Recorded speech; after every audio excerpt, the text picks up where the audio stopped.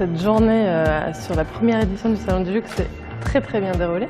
On a eu tout un tas de conférences qui se sont déroulées les unes après les autres avec déjà une trentaine de speakers qui sont passés sur scène sur des sujets très différents, l'authenticité comme vecteur d'innovation, que l'exportation du luxe d'une manière un peu différente, l'avenir de la French Touch, l'innovation dans les pays du Golfe, en Chine également. Bref, on a pu voir déjà un beau panel de l'innovation dans le luxe.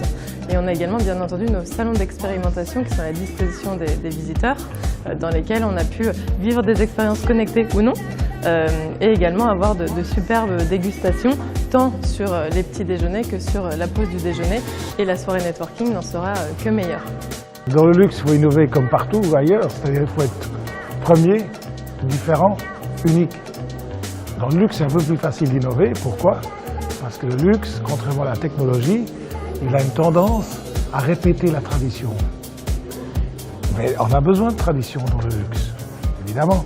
La technologie, moins. La technologie, elle s'intéresse à demain, exclusivement. Donc quand on a besoin de tradition, il faut s'y plonger. Et le risque, souvent, c'est qu'on répète la tradition. Et ça, c'est la seule difficulté. Mais autrement, le luxe, c'est comme tous les métiers. Premier, différent, unique. Et pour le luxe, je dirais la chose suivante. Pas de tradition, pas de futur, mais il faut ajouter pas d'innovation, pas de futur non plus. Pour moi, mon luxe, c'est le temps. Alors, au propre et au figuré. Au figuré, je le fabrique, et puis au propre, c'est ce que j'ai le plus besoin. Et c'est la seule chose que je ne peux pas acheter. C'est ça le vrai luxe, c'est ce qu'on peut pas